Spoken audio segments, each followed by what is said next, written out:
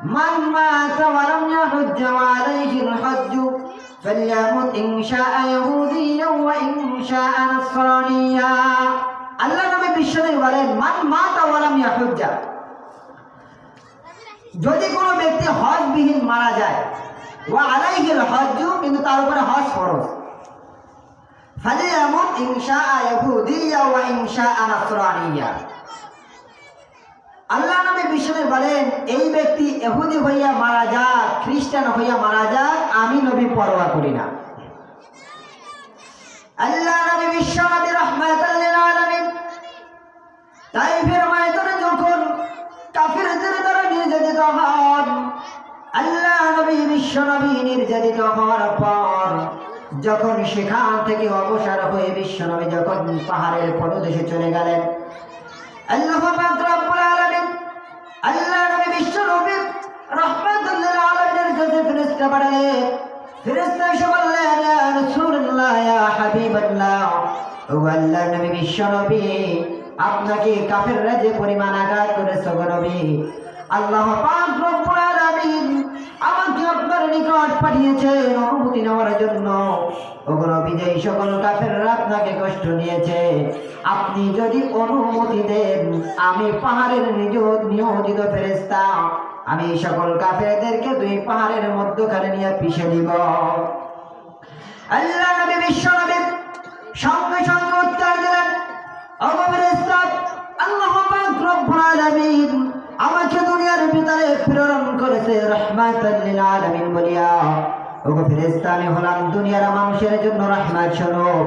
আজকে যদি আমি আমার উম্মতের কষ্টের উপরে কষ্টিত হয়ে আমি যদি এই কাফের বলে তাদেরকে ধ্বংস করে দেওয়ার জন্য বাধ্য করি, আমার বাধ্যার কারণে ওই জামানার ওই এলাকার ওই গোত্রের সমস্ত কাফেরগুলো ধ্বংস হয়ে যাবে। কিন্তু ফেরেশতা শুনে রাখো, আজকে যদি আমি বদদোয়া না দিই, তাহলে হতে পারে এই বংশের ভিতরে থেকে কেউ না কেউ ইসলাম গ্রহণ করে ধন্য হতে পারে। আমি যদি এখন বদদোয়া দিই, ধ্বংস হয়ে যাবে, কিন্তু আমি এখনো বদদোয়া দিব না। আমি আশা করি এই যারা আমাকে কষ্ট দিয়েছে, এদের ভিতরে থেকে কেউ না কেউ ইসলাম গ্রহণ করতে পারে, ইসলাম গ্রহণ করতে পারে। এই চিন্তা করিয়া আল্লাহ নবী বিশ্বনবী সমস্ত কাফিরদেরকে মাফ করে দেন। চিল্লায় কাম সুবহানাল্লাহ। সেখানে আমার নবী বিশ্বনবী ঘোষণা দেন, মান মাতা ওয়া লাম ইয়াহুজ্জ ওয়া আলাইহিল হজ্জ ফালইয়ামুত ইন শাআ ইয়াহুদিয়্যা ওয়া ইন শাআ নাসরানিয়্যা। ও দুনিয়ার উম্মতেরা, শুনিয়া রাখো, যাদের উপরে হজ ফরজ হয়ে গিয়েছে, এই উম্মতেরা যদি হজ না করে দুনিয়া থেকে বিদায় নিয়ে চলে যায়, আমি নবী বলি, এই উম্মতেরা দুনিয়া থেকে ইহুদি হইয়া মরুক, খ্রিস্টান হইয়া মরুক, আমি পরোয়া করি না। তাহলে কত বড় গুসা হয়ে কথাটা বলেছেন, যেখানে আঘাতপ্রাপ্ত হয়ে বিশ্বনবী সমস্ত কাফেরদেরকে মাফ করে দিলেন, সেখানে কতখানি রাগ নিয়ে বলতেছেন, যেই মুমিন মুসলমানের উপরে হজ ফরজ কিন্তু সে হজ না করে মারা যায়, সে ইহুদি হইয়া মরুক, খ্রিস্টান হইয়া মরুক, আমি পরোয়া করি না। তাহলে আমাদের উপরে এই যে আমাদের সামনে, আমি হজ নিয়ে আলোচনা করবো না, শুধু হজ নিয়ে আলোচনা করলে আপনারা বুঝতে পারতেন হজ না করার ভয়াবহতা কি এবং হজ করার উপকারিতা কি। যেহেতু এই বিষয়ে আলোচনা না, তো আমাদের সামনে যখন দিনের কর্ম আসে, আমরা আগামীর উপরে ফেলে দিই। আরে ভাই, আপনি এবছর আগামী বছর দেখেছি, গত বছর দেখেছি, ভাই আপনি রমজানের রোজা রাখেন না, হয় ও ভাই এবছর রমজান মাস এসে গেছে, আসেন না রোজা রাখি। বলি এবছর যে পরিমাণ মাঠে কাজকর্ম রয়েছে, যে পরিমাণ ব্যস্ততার ভিতরে আছি, ইনশাআল্লাহ আগামী বছর থেকে আমি রোজা রাখবো। মানুষের কাছে যখন কোনো দিনের কর্ম আসে, শুধু মানুষ আগামীর উপরে ঠেলে দেয়, মুসলমান জানে না আগামীতে ওই ব্যক্তি বাঁচতে পারবে কি পারবে না, তার গ্যারান্টি তার নাই। তুমি যে আগামীর উপরে ঠেলে দিলা, যে আগামীতে করবো, তুমি বাঁচবে কিনা সন্দেহ আছে।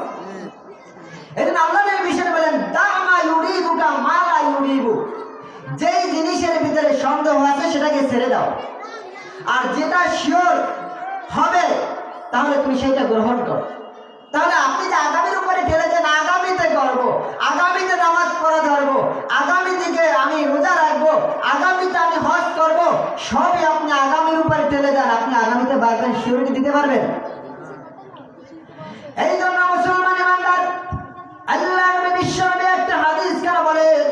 আল্লাহ নবী বিশ্বনবী বলেন, ইগতানিম খামসান ক্বাবলা খামসিন, ও উম্মতেরা, পাঁচটা জিনিস আসার পূর্বে পাঁচ জিনিসের কদর তোমরা করো। এক নম্বরে আল্লাহ নবী বিশ্বনবী বলেন, শাবাবাকা ক্বাবলা হারামিক, তোমরা যারা এখন যুবক আছো, তোমরা এই যৌবনটাকে কাজে লাগাও, যৌবনটাকে তোমরা কাজে লাগাও বৃদ্ধ আসার পূর্বে।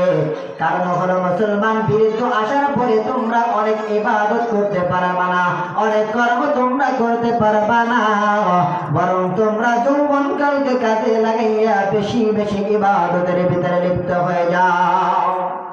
ও মুসলমান ইমানদার, আল্লাহ নবী বলেন, যৌবনকালকে তোমরা কাজে লাগাও বৃদ্ধকাল আসার পূর্বে। কারণ বৃদ্ধকাল আসার পরে তোমরা অনেক অনেক কর্ম আছে করতে পারো না। ও বৃদ্ধ বাবারা, আপনারা নিজেরাও জানেন যৌবনকালে যে সুন্দরভাবে নামাজ পড়তে পেরেছে, এখন বৃদ্ধকাল আসলে রুকু ঠিক মতন দিতে পারলেও সিজদা ঠিক মতন দিতে পারেন না, সিজদা ঠিক মতন দিতে পারলেও সোজা হয়ে দাঁড়াতে পারেন না, ওযুটাও ঠিক মতন করতে পারেন না। কারণ আপনি বিরুদ্ধ হয়ে গিয়েছেন, আপনার সেন্স আগের থেকে কমে গেছে, আগের থেকে কমে গেছে, আগের থেকে কমে গেছে। যার কারণে আল্লাহ নবী বলেন, শাবাবাকা ক্বাবলা হারামিক, তুমি তোমার যৌবনকালকে কাজে লাগাও বৃদ্ধকাল আসার পূর্বে। যৌবনকালে একটা মানুষ যদি হজে যায়, ওই ব্যক্তি যত সুন্দরভাবে হজ করে আসতে পারে, সে হজ করে তৃপ্তি পায়, আনন্দ পায় না, আমি হজে এসে ইনশাআল্লাহ হজের সমস্ত কাজগুলো সুন্দরভাবে করতে পেরেছি। ও মুসলমান ইমানদার, আর যারা বৃদ্ধ অবস্থায় হজে যায়, ওই সমস্ত বাবাজির কাছে জিজ্ঞাসা করে দেখবেন, ওই সমস্ত বাবাজির উত্তর দেয়, বাগান আমি যদি জানতাম যৌবনকালে হজ করে আসতাম, বৃদ্ধকালের জন্য বসতাম না। বলে কেন? বলে না, এমন এমন কাজ রয়েছে যেগুলো আমি বৃদ্ধ অবস্থায় করতে পারি না। এই যে বিভিন্ন জায়গা দৌড়াদৌড়ি, ভালোভাবে তওয়াফ করা, শান্তি মতন চলাফেরা বৃদ্ধকালে সম্ভব নয়, কারণ সেখানে প্রচুর পরিমাণ মানুষ। এই জন্য তোমরা যৌবনকালকে কাজে লাগাও বৃদ্ধকাল আসার পূর্বে। দুনিয়ার ক্ষেত্রেও দেখেন, যৌবনকালে তুমি যত কর্ম করতে পারবা, বৃদ্ধকালে তত কর্ম করতে পারবা না। এই জন্য যৌবনকালকে কাজে লাগাইতে হবে, চাই সেটা দুনিয়া হোক, চাই সেটা আখিরাত হোক। দুই নম্বর আল্লাহ নবী বিশ্বনবী বলেন, ওয়াসিহাতাকা ক্বাবলা সুকুমিক, ও আমার উম্মতেরা, শুনিয়া রাখো, শুনিয়া রাখো, তোমরা যারা এখন সুস্থ শরীরে আছো, তোমরা এখন যারা সুস্থ অবস্থায় আছো, অসুস্থতা হওয়ার পূর্বে সুস্থতাকে কাজে লাগাও, অসুস্থতা আসার পূর্বে সুস্থতাকে কাজে লাগাও। কেন কেন কেন বলা হয়? অসুস্থ হলে তুমি এমন এমন কর্ম করতে পারবা না, সুস্থ থাকা অবস্থায় যে কর্মগুলো তোমরা করতে পারবা। এখন তুমি সুস্থ আছো, সুন্দরভাবে নামাজ আদায় করো। এখন তুমি সুস্থ আছো, রমজান মাসে রোজাগুলো সুন্দরভাবে পালন করো। এখন তুমি সুস্থ আছো, তোমার টাকা থাকলে তুমি হজ করে আসো।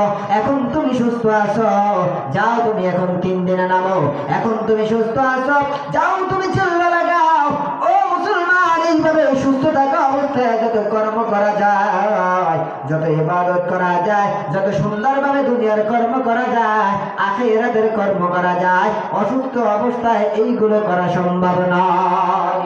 এই জন্য বলা হয়, ওয়াসিহাতাকা ক্বাবলা সুকুমিক, উম্মতেরা তোমরা কি করো? অসুস্থতা আসার পূর্বে সুস্থতাকে কাজে লাগাও। 3 নম্বর আল্লাহ নবী বিশ্বনবী বলেন, ওয়াজিনাকা ক্বাবলা ফাকরিক, ও আমার উম্মতেরা, তোমরা যারা এখন ধনী আছো, তোমাদের এখন যাদের টাকা পয়সা আছে, তোমরা এই টাকা পয়সাকে কাজে লাগাও। যখন দরিদ্রতা চলে আসবে আর এই টাকা পয়সা তোমরা পাবে না, তখন তোমাদের মনে যাবে, হায় আমার টাকা পয়সা ছিল, তখন যদি আমি চাইতাম আমি হজ করে আসতাম, তখন যদি আমি চাইতাম মানুষদেরকে বেশি বেশি দান দক্ষিণা করতাম, তখন যদি আমি চাইতাম তাহলে সুন্দর সুন্দর দিনের কর্মগুলো আমি টাকা দ্বারা করতে পারতাম। এই জন্য আল্লাহ নবী বিশ্বনবী বলেন, আমার উম্মতেরা রে, ওয়াগিনাকা ক্বাবলা ফাকরিক, ধনাঢ্যটাকে কাজে লাগাও দরিদ্রতা আসার পূর্বে। দরিদ্রতা এসে গেলে শুধু আফসোস করবা, কিছুই করার থাকবে না। এই জন্য দরিদ্রতা আসার পূর্বে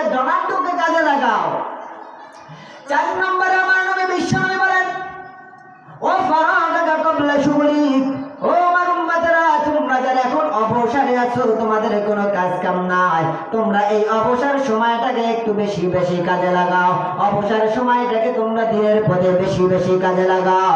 তোমাদের যখন ব্যস্ততা চলে আসবে, তোমরা বিভিন্ন কর্মগুলো করতে পারবে না। তোমরা ব্যস্ততার কারণে নামাজ পড়তে পারবে না। তোমরা ব্যস্ততার কারণে নফল ইবাদতগুলো করতে পারবে না। তুমি ব্যস্ত থাকো চাই না থাকো, ফরজ ইবাদত সকলের জন্য কর্তব্য। কিন্তু সুস্থ থাকা অবস্থায় বা অবসরে থাকা অবস্থায় যেমন ভাবে নফল কর্মগুলো করা যায়, অসুস্থ বা তুমি যখন ব্যস্ততায় ঢুকে যাবা তখন সেই কর্মগুলো করতে পারবা না। এখন শুধু কর্ম, ভাই চলেন যাই একটু দিনের কর্ম করি। না না, আমার খুব ব্যস্ত, আমার কাজ আছে, আমি ব্যবসা বাণিজ্য করি।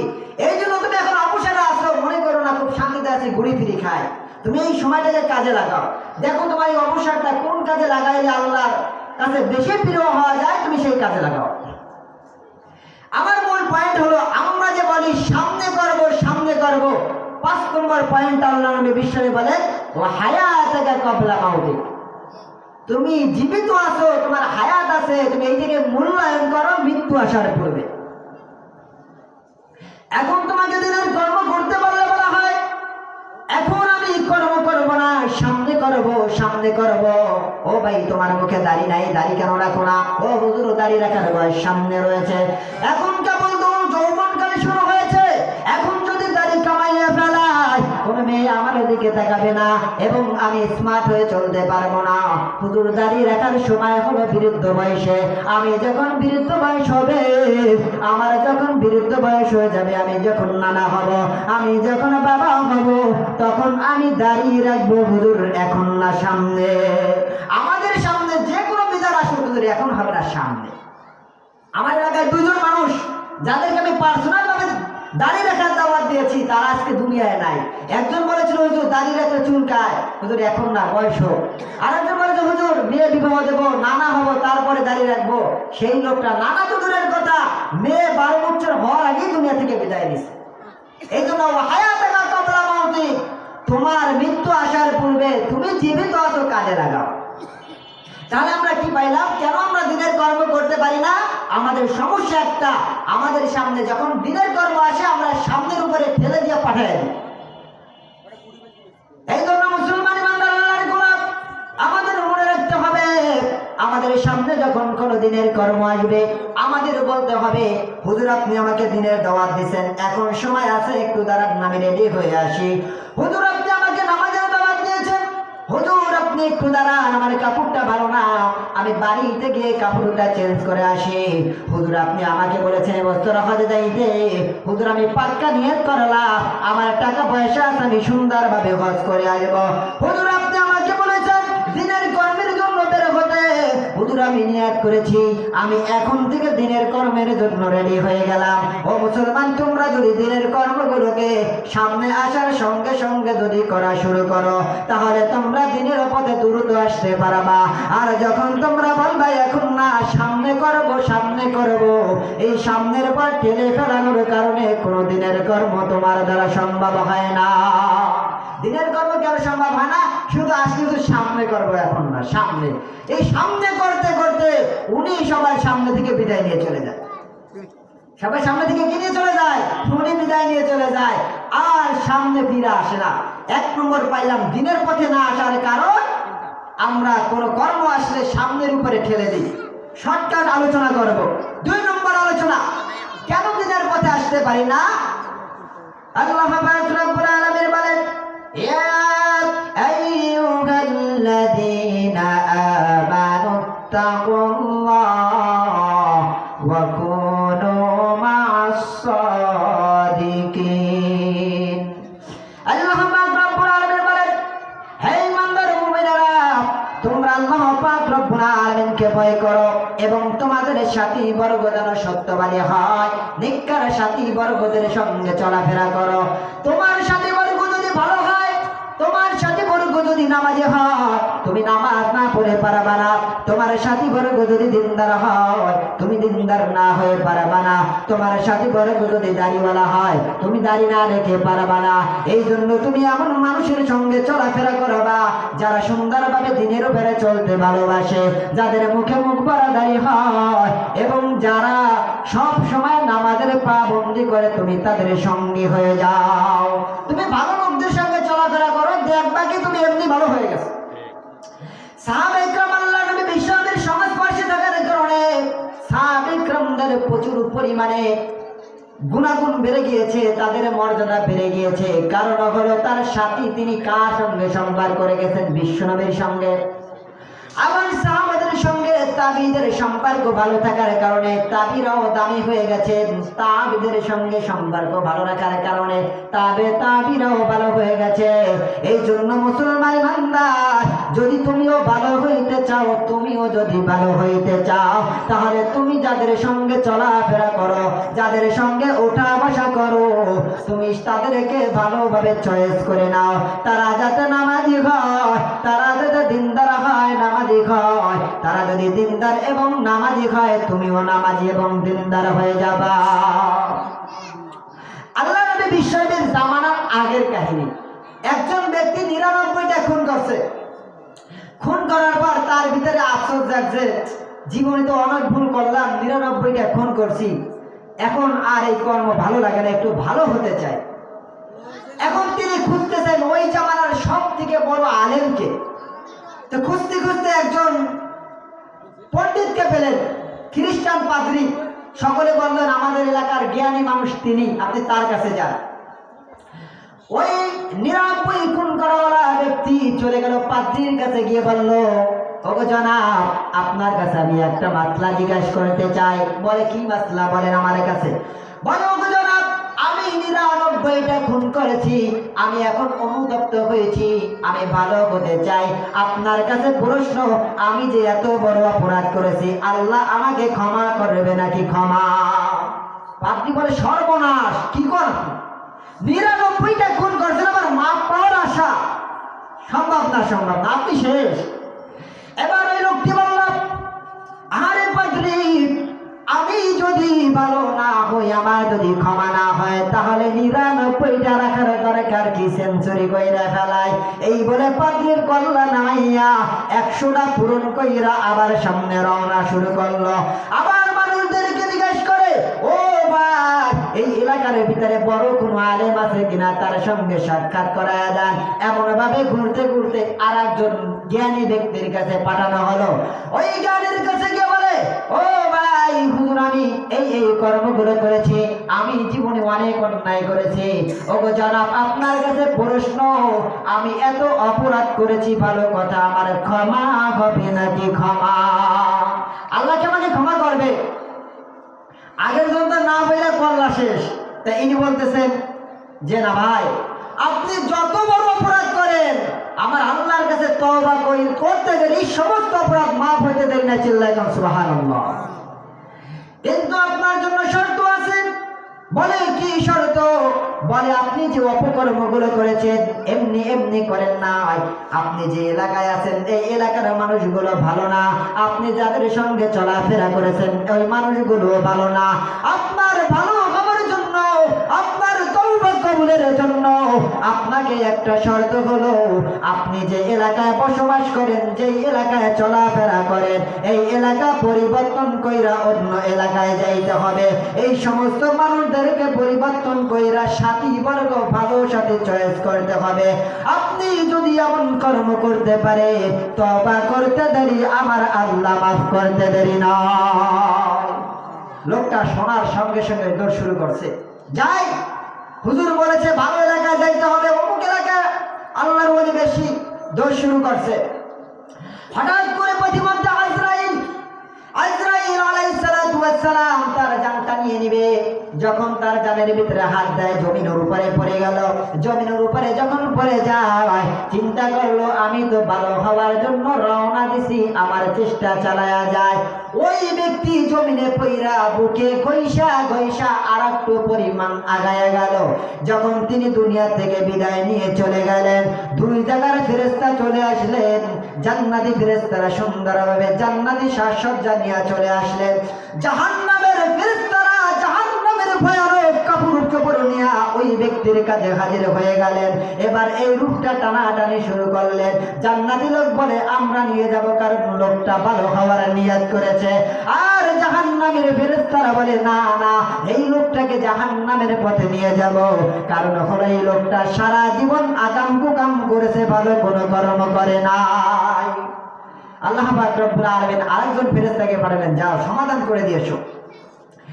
এবার ওই ফেরেশতা আসলেন, দুই ফেরেশতার মাঝে সমাধান করার জন্য। এসে বলেন, আল্লাহ পাক রব্বুল আলামিন একটা সমাধান দিয়ে পাঠিয়েছেন আপনাদের কাছে। বলে কি সমাধান?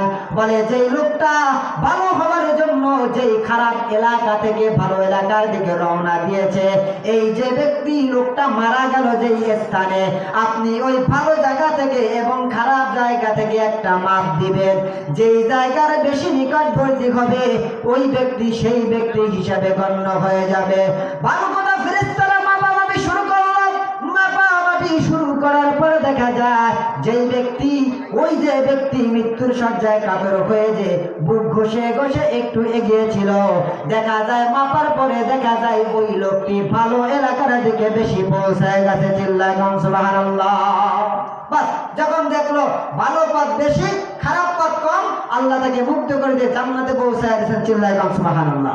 এটা একটা হাদিসের ঘটনা, মুসলিম শরীফের হাদিস। তাহলে আমি বুঝাইতে চাইলাম আমরা কেন দিনের পথে আসতে পারি না? আমাদের সাথীবর্গ খারাপ, আমরা যাদের সাথে চলি তারা তো ভালো না। আমি যাইতেছি একজন গাঞ্জাখোরের সঙ্গে, সে তো আমাকে মসজিদে ঢুকাবে না। আমি যাইতেছি একজন মদখোরের সঙ্গে, সে তো আমাকে দিনের পথে নেবে না। আর আমি যদি চাই একজন নামাজি ব্যক্তির সাথে হাঁটি, ও নামাজ পড়ার সময় বলবে বন্ধু চল নামাজে যাই, নামাজটা পড়ে আসি। ও চিন্তা করবে এর সাথে যদি ঘুরতে হবে তো আমিও নামাজ পড়ি। এরপর ওই ব্যক্তি দেখবে আমার বন্ধুর মুখে দাঁড়িয়ে আছে, চিন্তা করবে বন্ধু নামাজ পড়ে, বন্ধুর মুখে দাঁড়িয়ে আছে, আমিও বন্ধুর সঙ্গে চলাচল করি, আমার মুখেও আমি আজ থেকে দাঁড়িয়ে রাখবো, আমিও আজ থেকে নামাজ পড়বো, আমিও আজ থেকে ইবাদত করা শুরু করব। ও মুসলমান ইমানদার ভাইরা, ভালো করে মনে রাখবেন, এই যে মানুষ পরিবর্তন হয়, কথায় আছে সৎ সঙ্গে সর্ববাস, অসৎ সঙ্গে সর্বনাশ। তুমি যেমন সাথী নিবা, যেমন সাথীদের সঙ্গে চলাফেরা করবা, তোমার চলাফেরা করার কারণে তার খাসলাত গুলো তোমার ভিতরে আপনা আপনি ঢুকে যাবে। আমি আর বেশি দীর্ঘায়িত করবো না। 4 নম্বর কারণ আমরা কেন দিনের পথে আসতে পারি না। 4 নম্বর কারণ হলো আমরা দিনের পথে আসাকে মর্যাদা মনে করি না, দিনের পথে চলাকে মর্যাদা সম্পন্ন মনে করি না। ও মুসলমান ইমানদার, যদি আমরা দিনের পথে চলাকে সম্মানজনক মনে করতাম, তাহলে আমাদের সন্তান জন্ম হবার সঙ্গে সঙ্গে নিয়াত করতাম মাদ্রাসায় দিব, তখন নিয়াত করতাম আমার সন্তানকে আলেম বানাবো, তখনই আমরা নিয়াত করতাম আমার সন্তানকে হাফেজ বানাবো। কিন্তু আমরা তা নিয়াত করি না। সন্তান যখন দুনিয়ায় জন্মগ্রহণ করে আমাদের প্রধান নিয়ত হয়ে যায় এই সন্তানকে ডাক্তার বানাবো, এই সন্তানকে ইঞ্জিনিয়ার বানাবো, এই সন্তানকে এসপি বানাবো, ডিআইজি বানাবো। এমন স্বপ্ন দেখি, কারণ হলো আমরা দিনের উপরে চলাকে সম্মানজনক মনে করি না। দিনের উপরে চলা মানে হুজুরকে সম্মান করে, হুজুর আসসালামু আলাইকুম পোলারে নিয়ত করে, হুজুরকে সম্মান করে, কিন্তু পোলা বানায় এসপি ডিআইজি ডাক্তার কবিরাজ, কারণ উনি এই দিনের পথে চলাকে সম্মান মনে করে না। ওই হুজুরকে মুখ থেকে দিতে হবে তাই দি। যদি তুমি আদৌ যদি ইসলামকে সম্মান মনে করতা, সন্তান জন্ম নিতে দেরি তোমার ভিতরে নিয়ত চলে আসতো আমি আমার সন্তানকে হাফেজে কোরআন বানাবো, কারণ আমাদের ভিতরে ইসলামের সম্মান নাই। ও মুসলমান ইমানদার আল্লাহর গোলাম, একটা কথা ভালো করে মনে রাখবেন, আমরা যারা চিন্তা করি না না আমরা তো ভালোই আছি, সুন্দরভাবে নামাজ পড়ি, ইবাদত করি, আমাদের কোনো টেনশন নাই। আল্লাহ নবী বিশ্বনবী বলেন আলা কুল্লুকুম রাঈন ওয়া কুল্লুকুম মাসউলুন আন রায়াতিহি।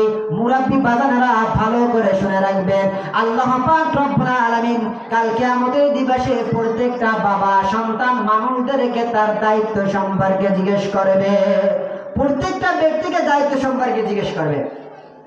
বাবাকে জিজ্ঞেস করবে সন্তান তোমার বলবে হ্যাঁ আমারই তো সন্তান। বলে সন্তানকে তুমি কোন পথে চড়াইছো? বলে সন্তানকে তো আমি ভালো পথে চলানোর চেষ্টা করেছি, সন্তান চলে নাই। ও মুসলমান ইমানদার, এমন কথা যদি বলেন সেই দিন কোনো কাজে আসবে না, সেই দিন কোনো কাজে আসবে না। কালকে আমাদের দিবসে আপনার স্ত্রী সম্পর্কে আপনাকে জিজ্ঞেস করবে, স্ত্রীকে পর্দায় রাখিছিলা কিনা, স্ত্রী দিকে নামাজি বানাইছিলা কিনা, এমনকি তুমি তোমার সন্তানকে নামাজি বানাইছো কিনা। আমরা যদি বলি ওগো মালিক দুনিয়ার ভিতরে সন্তানকে নামাজের দাওয়াত দিছি, সন্তান মানে নাই, এমন কথা বললে চলবে না। কারণ আল্লাহ নবী বিশ্ব নবী আমাদের শিক্ষা দিয়ে গেছেন কিভাবে ছোট ছোট সন্তানদেরকে নামাজি বানাবো। আল্লাহ নবী বিশ্ব নবী বলেন মুরু আওলাদাকুম বিসসালাত ওয়া হুম আবনাউ বিসাবঈ সিনিন। ও মুসলমান, তোমাদের সন্তানের বয়স যখন 7 বছর হয়ে যায় তুমি সন্তানকে নামাজের তাকিদ দাও, নামাজের তাকিদ দাও। সকালবেলা যখন নামাজের জন্য বের হও সন্তানকে ডাক দাও, আব্দুল্লাহ, ও আব্দুর রহমান, ও আব্দুল গফফার, চলো নামাজে যাই। 7 বছর থেকে তুমি প্রতি ওয়াক্তে যখন তোমার সন্তানকে নামাজের দাওয়াত দিবা, এইভাবে 1 বছর যখন দাওয়াত দিবা তোমার সন্তান একদিন যাবে একদিন যাবে না, 1 ওয়াক্ত নামাজ পড়বে 1 ওয়াক্ত নামাজ পড়বে না। এমন করতে করতে দেখা যাবে 1 বছর 2 বছর যাইতে দেরি, নামাজি হতে দেরি হবে না। তুমি পড়তে করতে যাওয়ার সময় বাচ্চাকে ডাক দাও, বাবা আসো। এটা কার হুকুম? আল্লাহ নবী বলছেন মুরু আওলাদাকুম বিসসালাত ওয়া হুম আবনাউ বিসাবঈ সিনিন। 7 বছর হয়েছে নামাজের দাওয়াত দাও। 7 বছর নামাজের দাওয়াত দিবা, 8 বছর নামাজের দাওয়াত দিবা, 9 বছর পর্যন্ত নামাজের দাওয়াত দিবা। আপনাদেরকে একটা প্রশ্ন আমি করি, বাবাজিরা সুন্দরভাবে উত্তর দিবে। যদি কোনো সন্তানকে একাধারে 3 বছর 5 ওয়াক্ত নামাজের দাওয়াত দেয়, এই সন্তান নামাজি না হইয়া পারে নাকি? বলে 3 বছর একাধারে নামাজের দাওয়াত দিচ্ছেন 5 ওয়াক্তে, ওই সন্তানকে বুড়ো বয়সে পিটানো লাগবে? ও তো ছোট বয়সে নামাজের গুরুত্ব পাইয়া নামাজি হয়ে যাবে। এরপর আল্লাহ নবী কি বলে দেখেন, ওয়াজরিবুহুম আলাইহা ওয়া হুম আবনাউ বিআশরিন। তোমরা কি করো? তোমরা পিটাও। যেই সন্তানের বয়স 10 বছর হয়ে গেছে তাকে মার শুরু করো। কেন? সে নামাজ পড়ে না। এখন এই মারামারি কখন করতে বলছে? তুমি 7 বছরে তাকে দেবা মানে নাই, 8 বছরে মানে না, 9 বছরে মানে না, 10 বছরে আস্তে আস্তে মার শুরু করো। কিন্তু মুসলমান ইমানদার আমরা কি করি? আমরা 7 বছরে হলে বলি বাচ্চা ছোট মানুষ দরকার নাই, 8 বছর নামাজের জন্য তাকিদ দে না কেন? বাচ্চা ছোট মানুষ দরকার নাই, 9 বছর হয়ে গেছে নামাজের তাকিদ দে না কেন?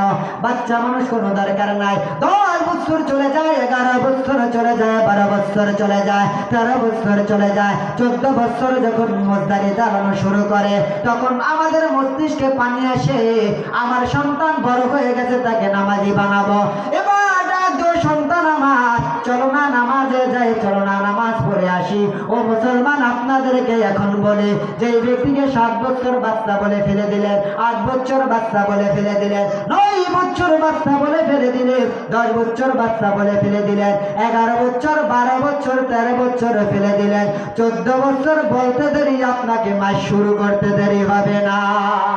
মানে 14 বছর এসে নামাজের দাওয়াত দিতে যখন বিশ্বনবী বলেছে তখন বাচ্চা মানুষ।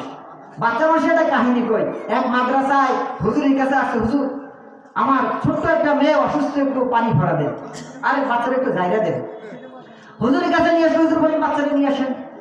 বাচ্চার দিকে তাকায় হুজুর নিজেই টাসকি গেছে, এত বড় বাচ্চা, 15-16 বছর বয়স হয়ে গেছে মেয়ের, সে হলো বাচ্চা মানুষ। এর মানে হলো বাবা লজ্জার কিছু নাই, বাবা মায়ের কাছে পোলাপান আজীবন বাচ্চা হয়, আজীবন কি হয়? বাচ্চা হয়। এই জন্য বাচ্চা বলে হারাম খাওয়া করা যাবে না। আল্লাহ এবং আল্লাহ রাসূলের হুকুম 7 বছর থেকে নামাজের তাকিদ দাও, নামাজ না পড়লে আপনি আমার এসে ধরি। আপনি 7 বছর তাকিদ দেবেন, 8 বছর দেবেন, 9 বছর, এই 3 বছর তাকিদ দেওয়ার পর যদি না সরে আমারে বললেন আল্লাহ নবীর হাদিসে কাজ হইল না কেন? কিন্তু না না, আমরা এটা করতে রাজি নাই। হুজুর এত ছোট বয়সে কেন আযাব দিব, এত ছোট বয়সে কেন নামাজের তাকিদ দিব? বয়স যখন বেশি হয়ে যায় তখন আমরা চিন্তা করি বয়স বেশি হয়ে গেছে, এখন একটু দেখি নামাজের দিকে নেওয়া যায় কিনা।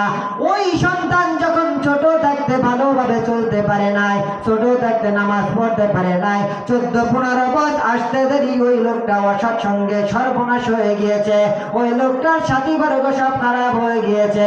আপনি এখন বললেও নামাজে আসবে না, না বললেও নামাজে আসবে না। নামাজ কয়টা জামাত? 7টায় আজান। তাহলে আমি এই নিয়ে আর বাড়াবো না, আমি আরেকটা পয়েন্ট কথা বলে শেষ করে দেব। আরেকটা পয়েন্ট হলো, মানুষ কেন দিনের পথে আসতে পারে না? সম্পদের লোভ। কিসের লোভ বলেন? সম্পদের লোভ। মানুষ কি করে দেখেন, হারাম কামাই করে সম্পদের লোভে, দুনিয়ার লোভে। মানুষ ভাই ভাইকে চিনে না দুনিয়ার লোভে, মারামারি দুনিয়ার লোভে, হানাহানি দুনিয়ার লোভে, রাজনীতি দুনিয়ার লোভে, খুনাখুনি দুনিয়ার লোভে। এই যে আমাদের ভিতরে যখন দুনিয়ার লোভ চলে আসে, তখন আমরা হালাল খুঁজি না, খালি চিন্তা করি কখন কোটিপতি হবে, কখন টাকা হবে, কখন কি হবে, এই চিন্তা করতে দেখি সারাদিন। আরে ভাই তুমি কি নামাজ পড়তে যাবে না? চিন্তা করে নামাজ পড়ার টাইম পরে আসাকে টাকার দরকার। এবার হালাল যাচাই বাছাই করে তুমি চলো, বলে সময় আছে, হালাল যাচাই করবো পরে, আগে কামাইয়া নয়। এইভাবে মানুষ হারামের ভিতরে ঢুকে যায়। আল্লাহ পাক রব্বুল আলামিন বলেন, আল্লাহাকুমুত তাকাসুর হাত্তা যুরতুমুল মাকাবির। আল্লাহ পাক রব্বুল আলামিন বলে, এই যে সম্পদের লোভ এবং সম্পদের প্রতিযোগিতায় তোমাদেরকে দিন থেকে সরিয়ে রেখেছে। কিছু কিছু মানুষ বলে, হুজুর আগে কিছু কামাইয়ারি, এরপরে ভালো হয়ে যাব, আগে কিছু টাকা কামাই তারপরে ভালো হয়ে যাব। এই যে মানুষের আকাঙ্ক্ষা, আগে কিছু কামাই পরে ভালো হয়ে যাব। আল্লাহ পাক রব্বুল আলামিন বলে, ওরে বান্দা তোমরা যেটা বলো এটা ঠিক নয়, কারণ তোমাদের যে দুনিয়ার লোভ, আরো লাগবে, আরো লাগবে, আরো লাগবে। তোমরা যারা বলো আর একটু কামাই করি তারপরে ভালো হয়ে যাব, এই যে স্বপ্ন তোমরা দেখো, এই স্বপ্নটা মৃত্যুর আগ পর্যন্ত দেখতে হবে। আল্লাহ পাক রব্বুল আলামিন বলেন, হাত্তা যুরতুমুল মাকাবির। ও মুসলমান, সামনে দেখবো, ও মুসলমান চিন্তা করে আর একটু সম্পদ হোক তারপরে দিনের কর্ম করব, এমন চিন্তা করতে করতে আল্লাহ বলেন, এক সময় কবরে চলে যাবা, কবরে যাওয়া ছাড়া তোমাদের এই লালসা কমবে না, সম্পদের লালসা থাকবে। এই জন্য সম্পদের লালসা ভিতরে রাইখা আমি সামনে করবো বলা যাবে না, সম্পদের লোভ নাইকা। আরে বাবা, আপনারও লোভ আছে, আপনিও চান আমার 2 তলা বাড়ি হোক, আপনিও চান আমি একটু কোটিপতি হই, কিন্তু এই স্বপ্ন আলেম জালেম সবার আছে। তবে ভাই দিনের কর্মটা আগে করেন, ওইটা পাশে রাইখা আপনি দুনিয়ার সব কাজ করেন, কোনো সমস্যা নাই। যারা বলে আরো কামাই লই তারপরে ভালো হব, তাদের ক্ষেত্রে ভালো করে একটা হাদিস শুনবেন। আল্লাহ নবী শুনে বলেন, লাউ কানা লি ইবনে আদম ওয়াদিয়াম মিনাজ যাহাবি লা আহাব্বা আন ইয়াকুনা লাহু সানিয়ান ওয়া লা ইয়ামলাউ ফাহু ইল্লা তুরাব। যারা বলে আমার আরো কিছু হোক, পরে ভালো হব, পরে ভালো হব, ও মুসলমান, আল্লাহ নবী বিশ্ব নবী কি বলেন ভালো করে শুনে রাখবেন। আল্লাহ নবী বিশ্ব নবী বলে, ও আমার উম্মতেরা শুনে রাখো, তোমাদের যদি কাউকে এই 2 পাহাড়ের মধ্যবর্তী স্থানকে যদি স্বর্ণে করে দেওয়া হয়, স্বর্ণে রূপান্তরিত করে দেওয়া হয়, এরপরে যদি তোমাদেরকে বলে দেওয়া হয় আরো লাগবে নাকি, তোমরা দ্বিতীয়বারও বলবা, হ্যাঁ আমার যদি এই পরিমাণ স্বর্ণ আরো হতো তাহলে আমার জন্য আরো ভালো হয়, আরো ভালো হয়। এইভাবে তোমাকে পুরো পৃথিবীটাকেও যদি স্বর্ণে ভরে দেওয়া হয়, তোমাদের ভিতরে স্বপ্ন জাগবে এরকম আর এক দুনিয়া স্বর্ণ আমার লাগবে, স্বর্ণের লোভ কমবে না। এই কোটিপতি হবেন পরে ইবাদত করবেন, ও কথা ভুয়া কথা। আপনি যদি ইবাদত করেন এখনই করবেন, আর যারা বলে সামনে করবো, ভবিষ্যতে করবো, টাকা হইলে করবো, এই সেই সব দাঁড়াই ফাড়াই, ওরা শেষকালে বেনামাজি হইয়া বেদিন হইয়া দুনিয়া থেকে বিদায় নেয়। আল্লাহ নবী বিশ্বনবী বলেন, ওয়ালা ইয়ামলাউ ফাহু ইল্লা তুরাব। মানুষের যে এই যে চিন্তাধারা, আমার আরো লাগবে, আমার আরো লাগবে, এই যে চিন্তাধারা, এই যে আকাঙ্ক্ষা, কতক্ষণ পর্যন্ত থামবে না জানো নাকি? যতক্ষণ পর্যন্ত না তার মুখের ভিতরে কবরের মাটি ঢুকে। কবরের মাটি মুখে না ঢোকার আগ পর্যন্ত ওই ব্যক্তির জমিদার হওয়ার, কোটিপতি হওয়ার স্বপ্ন কোনোদিনও বন্ধ হবে না। এটা আমার কথা। আল্লাহ নবী বলতেছেন, হাত ওয়ালা ইয়ামলাউ ফাহু ইল্লা তুরাব, কবরের মাটি গালে ঢুকবে, তোমার স্বপ্ন বন্ধ হবে। এর আগে স্বপ্ন বন্ধ হবে না। স্বপ্নের দোহাই দিয়া তুমি ইবাদত করবে না, মনে করতে হবে তোমার দ্বারা ইবাদত হবে না। তোমার দ্বারা কি হবে না? ইবাদত হবে না। ইয়াকুরু মাদা ওয়া ইয়াশিবুকু মিনহু ইসনান আল হিরসু আলাল উমর ওয়াল হিরসু আলাল মাল। মানুষ বিরুদ্ধ হয় দুইটা জিনিস তার জোয়ান হয়। মানুষ কি হয় বলে? বিরুদ্ধ হয়, দুইটা জিনিস জোয়ান হইতে থাকে। বলে সেই দুইটা জিনিস কি? এক নম্বরে মানুষের বয়স। মানুষ যখন বিরুদ্ধ হয় শুধু চিন্তা করে আমি আরো বাঁচবো। সেই ছোটকাল থেকে স্বপ্ন লালন করে আমি আরো বাঁচবো। বয়স হয়ে গেছে 80 বছর, আবারও চিন্তা করে আমি আরো বাঁচবো। তার চিন্তা হয় যেন তার বয়সের মাত্রা শুধু বাড়তে থাকে, বয়স শুধু জোয়ান হয়। আর নইলে মানুষ বুড়া বয়সে কিভাবে মসজিদে না দাঁড়িয়ে থাকে, বুড়া বয়সে কিভাবে দাড়িতে হাত দেয়, বুড়া বয়সে কিভাবে রোজা না রাখা থাকে। ও মুসলমান, এইরা হলো ওই জাতি। আল্লাহ নবী বিশ্বনবী বলেছেন, এরা শুধু চিন্তা করে আমার বয়স আরো বাড়বে, আরো বাড়বে। এমন চিন্তা করতে করতে দুনিয়া থেকে বিদায় না, নিজেও উপলব্ধি করতে পারে না। দুই নম্বরে আল্লাহর নবী বিশ্বনবী বলেন, ওয়াল হিরসু আলাল মাল, মানুষের সম্পদের লোভ শুধু বৃদ্ধি হয়। আপনি সম্পদ কামাইছেন, কোটি কোটি টাকা কামাইছেন, লক্ষ লক্ষ কোটি কোটি টাকা কামানোর পর আপনার গাড়ি যখন পেকে গেছে, আপনি স্বপ্ন দেখেন আমি কোটি কোটি টাকা কামাইছি যুবক বয়সে, এখনো কি গায়ে শক্তি কম আছে নাকি? আমি আরো কোটি কোটি টাকা কেমনে কামাইব? এই বুড়া বয়সে ধান্দাই নাই মা, সর্বশেষ কাঁদতে কাঁদতে ঘরে ঢোকা লাগে। স্বপ্ন নেবে না। যতই বিরুদ্ধ হন, আমার কথা না, আল্লাহ নবী বলেন, ইয়াকুরু নাদা ওয়া ইয়াশিবুহু মিনহু ইসনান, দুইটা জিনিস জোয়ান হয় মানুষের। এক হলো বয়স। আপনার বয়স কত? আমার বয়স কমায়, যত পারে কমায়, কারণ ওনার চিন্তা আমি আরো বাঁচবো। আর আরেকজন চিন্তা করে আপনার তো সম্পদ আলহামদুলিল্লাহ অনেক হয়েছে, আর লাগবে, বলে হ্যাঁ আরো লাগবে। আমি এই সমস্ত মানুষদেরকে বলি ফকির। কেন বলি? দেখেন, আল্লাহ নবী বিশ্বনবী বলেন, আল গিনা গিনান নাস, প্রকৃত ধনী হলো আত্মার ধনী। জুনায়েদ বাগদাদির কাছে এক ব্যক্তি 5 দিরহাম নিয়ে আসলো, হুজুর আপনাকে 5 দিরহাম আমি হাদিয়া দিলাম। হুজুর বলে, আমি গরিবের হাদিয়া গ্রহণ করি না। বলে, আমি তো গরিব না, আমার কোটি কোটি টাকা আছে।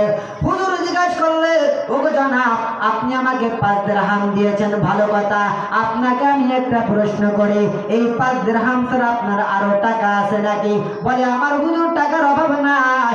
আপনাকে আমি আর একটা প্রশ্ন করি, আপনার আরো টাকার প্রয়োজন আছে নাকি? বলে, হ্যাঁ হুজুর, আমি চাই আমার যে সম্পদ আছে এর চেয়ে আরো সম্পদ বাড়ো। বলে, আপনার যেহেতু এখনো মাত পাতার সময় রয়েছে, এখনো আপনি চাই চিন্তা করছেন, চাই চাই, এখনো যেহেতু চাই চাই চিন্তা করছেন, আপনার চাইতে আমি ধনী, আমার কোনো কিছু লাগবে না, আমার যা দিয়েছেন এতেই আমি খুশি। এই জন্য ভাই, চাইতে শব্দ বন্ধ করতে হবে। যাই হোক, আর আলোচনা লম্বা করবো না, নামাজের টাইম হয়ে গিয়েছে। যতটুকু আলোচনা করলাম, আল্লাহ পাক রব্বুল আলামিন আমাদের সকলকে উক্ত আলোচনার উপর আমল করার তৌফিক দান করুক। সকলে বলেন আমিন।